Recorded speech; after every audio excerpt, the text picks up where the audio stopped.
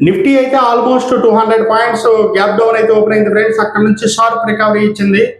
24,211 దగ్గర 4 points positive లో అయితే క్లోజ్ అయింది. దీని అంతటికి కారణం వార్. యుఎస్ అండ్ ఇరాన్ మధ్య వార్ అయితే తీవ్రంగా ఉద్రిక్తత ఉంది.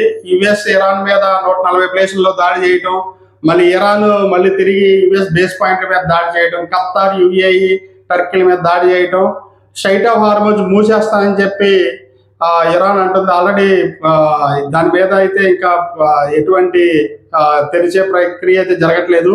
ఓమన్ వేదికగా ఖచ్చితంగా ఒక చర్చలు అయితే జరుగుతున్నాయి. బట్ అవి ఎంతవరకు పాజిటివ్ వస్తుంది ఏంటో తెలియట్లా. క్రూడ్ ఆయిల్ అయితే అమాంతం పెరిగిపోయింది. ఆల్మోస్ట్ $79 వెళ్ళింది. ఇక బ్రెంట్ క్రూడ్ పెరిగింది. క్రూడ్ ఆయిల్ కూడా ఆల్మోస్ట్ పెరుగుతుంది. సో ఓవరాల్ గా చూసుకుంటే మార్కెట్ లో అయితే వాలటాలిటీ హెవీగా ఉంది ఫ్రెండ్స్.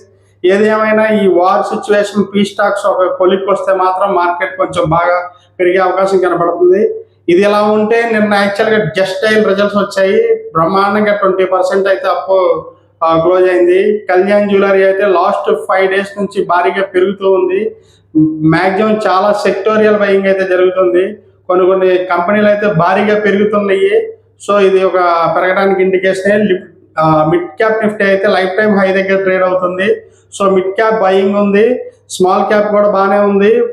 ఓన్లీ మనకి నిఫ్టీ మాత్రమే కొంచెం ఎక్కువ వాలటైలిటీ ఉంది. సో ఖచ్చితంగా నిఫ్టీ కూడా పెరిగిద్ది. ఇక బ్యాంక్ నిఫ్టీ చూసుకుంటే ఖచ్చితంగా అది కూడా కొంచెం వాలటైలిటీగానే కనిపిస్తుంది. అది కూడా మ్యాక్సిమం పాజిటివ్ గా టర్న్ అవడానికి అవకాశం ఉంది.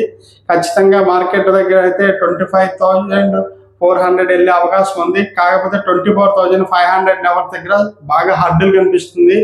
ఎప్పుడైనా గ్యాప్ అప్ తో కానీ ఆ 24,500 పైన క్లోజ్ అయితే మాత్రం మార్కెట్ పాజిటివ్ గా పెరిగే అవకాశం ఉంది. నిన్న మనం ఎంఆర్పిఎల్ స్టాక్ గురించి డిస్కస్ చేసాం.